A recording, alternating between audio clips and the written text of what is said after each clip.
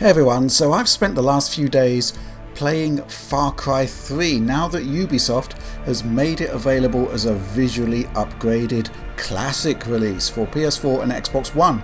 Yeah, it'll get a full release in time, but if you own Far Cry 5's Season Pass, it's a freebie that you can download right now. Fundamentally, it's a PC port, so if you have the PC Season Pass, well, you just get the original game instead, and that's kind of fine.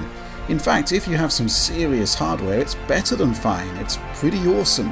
4K resolution, 60 frames per second, and it's quite the experience even today. It really holds up, and I'd go as far as to say that it's the first Ubisoft Far Cry game where everything really came together. It's a true open world as opposed to the series of areas linked by corridors that we had in Far Cry 2. A sign of Ubisoft really starting to push the envelope, but that's just the beginning really.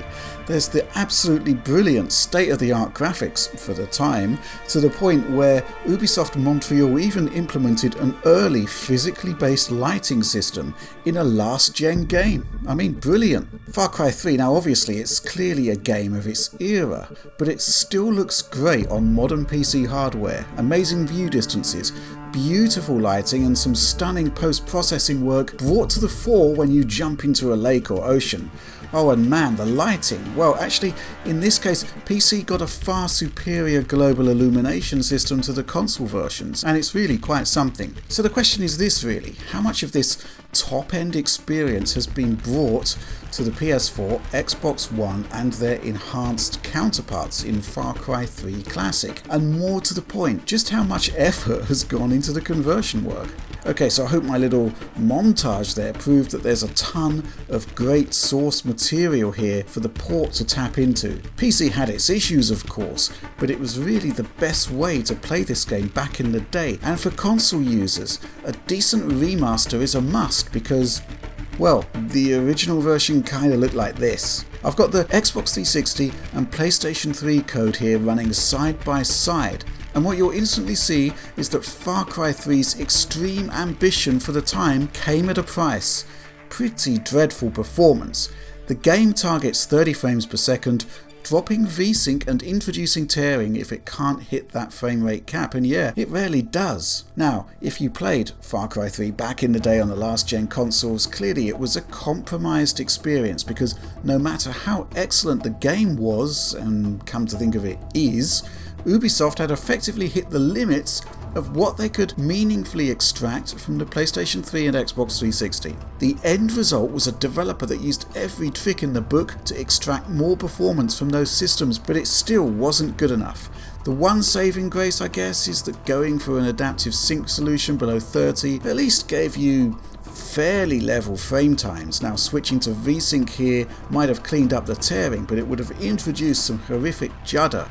But yeah, Ubisoft really pushed the boat out here to get as much performance as they could with this level of visual fidelity, to the point where, yeah, check out those little borders top and bottom. Now they don't intrude at all on gameplay, and it gives us a native resolution there of 1280 by 704, but this would have made for more efficient memory management and would have eked out a bit more performance from those systems. There are also some effects of the time that haven't aged well generally, that you could either deactivate on the PC version or simply swap out for a better alternative. So yeah, ambient occlusion looks really poor. It's like everything and everyone has this thick black halo outline. Screen space AO was still kind of like a work in progress technology back then, still in its early days, and yeah, we've come on a lot since then. I'm going to switch now to the game running under back-compat on Xbox One X. It's still 720p, or 704p rather. It's still got the same visual compromises, but at the very least the tearing is gone and performance is pretty much locked to 30. And that's the same whether you're playing on X or S really. I picked up this copy of Far Cry 3 for just £4, and it's not bad actually. Performance was by far the worst problem of the original code, and that's pretty much sorted, but the new Far Cry 3 Classic goes further. Now I'm not going to say it's a perfect port, because patently it isn't. In fact, I think it's called Far Cry 3 Classic rather than, say, Far Cry 3 Remastered because, well, I'm not really seeing much, if any, evidence of actual remastering. It's a PC port, it really is, and that comes with some truly unfortunate side effects. And this starts right at the very beginning of the game with the intro movie sequence. Now, it was always poorly encoded video designed to fit onto an already crammed Xbox 360 DVD, and in the present era, my god, it just looks really bad. Now, I refuse to believe that the original pristine asset doesn't live somewhere in Ubisoft, ready to be re-encoded and presented in much better shape. I mean, this looks bad, and it's really not a great way to kick off the game, is it? Secondly, there's a lack of any form of remastering to the non-3D elements, the 2D bitmaps like button prompts. They're poorly upscaled to 1080p and look even worse if you're playing at 4K. Again, I really find it hard to believe that Ubisoft doesn't have a spare artist who could have redrawn these assets. I mean, literally the only new asset that I could spot was, well, the logo here. Once into the game, and there's good news and bad news. The good news is that Ubisoft has managed to retain the lion's share of the original PC version's enhancements, and they are considerable. The bad news is just about everything else. So let's kick off with the standard consoles. Xbox One and PlayStation 4. Okay, so we got native 1080p on the Sony system, which is absolutely fair enough. A 2.3 times increase in pixel count from the original.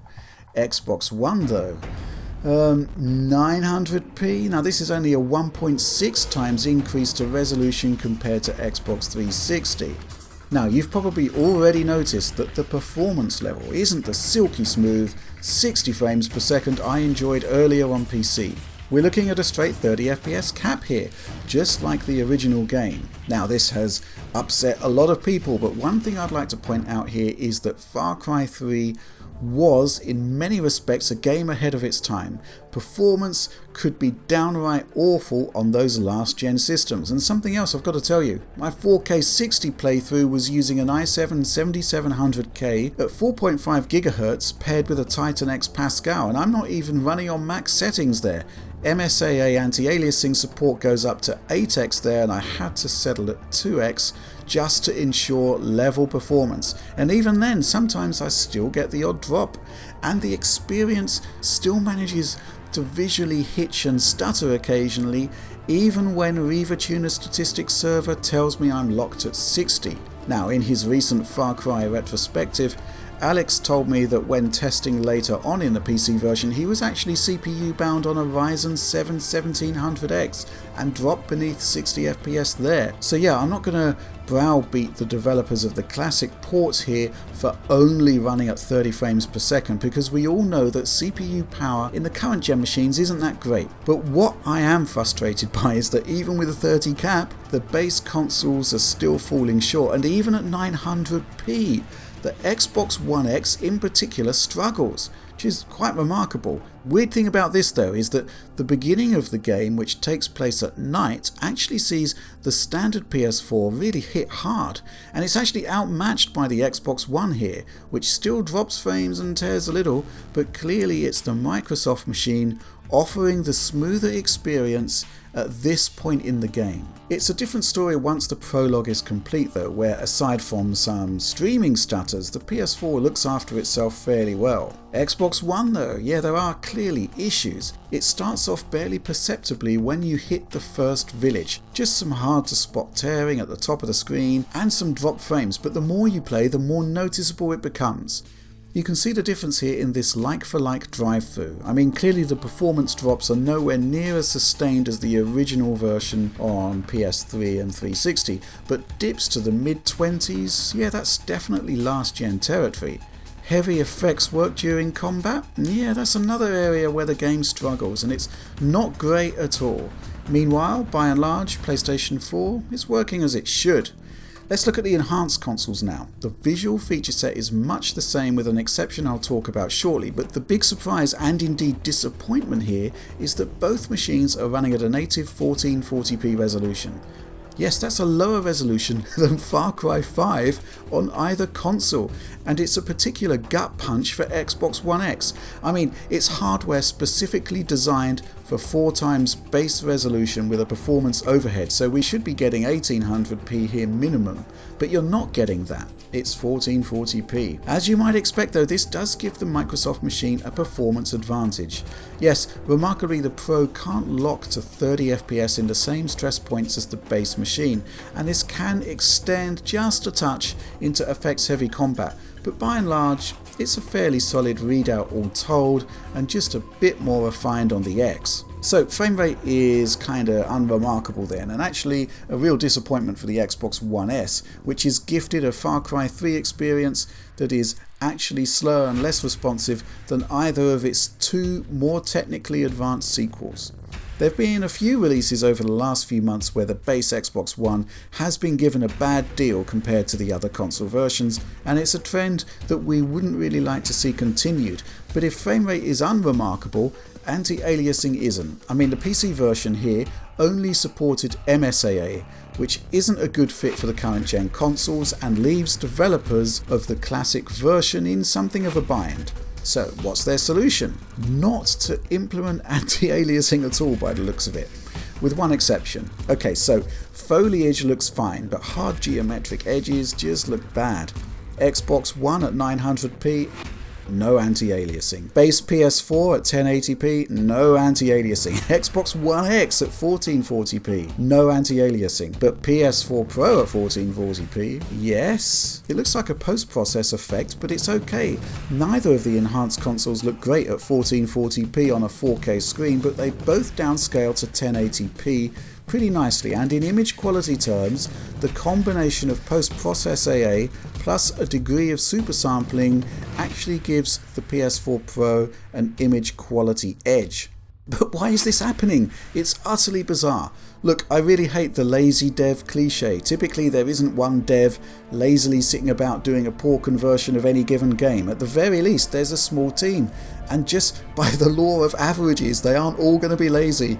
Disappointing ports are usually a factor of constricted budgets, staff, time and money, and that's far more likely to be the explanation. And you know, the disappointing thing here is that Far Cry 3 Classic is being defined by all of this negative stuff, when fundamentally stacked up against the PC version, the visual feature set isn't actually that bad. Now this is a 1080p video and I've downsampled the 1440p Xbox One X version here alongside the PC version, which I initially captured at 4K 2x MSAA, maxed out, and again downscaled to 1080p for ultimate image quality. The max quality textures are there, and they certainly weren't in the PS3 and 360 builds. The motion blur is there, the enhanced global illumination is there. It's all stuff that wasn't in the last gen versions. I mean, fundamentally at the core it's all there, it's not bad at all. I do think we're getting some cuts to shadow quality and maybe a mild cutback in the most extreme LODs. But this is the PC version, I had a great time playing it. I think that there's another issue here, and it's kind of like, well, I guess the respect for the back catalogue. This is Far Cry 3, a game that still holds up today, that just deserved a whole lot better. In a world where Bluepoint delivers great remasters and indeed great remakes of games with much lower profiles than this one, Far Cry 3 was worthy of much more care and attention. Now just imagine what this game would have looked like running in the new Junior engine seen in Far Cry 5. That would have been immense. But as it stands, what we have here is mediocrity really. It's a nice bonus if you've got the Far Cry 5 Season Pass, but really a game of this stature, a game this important deserves more.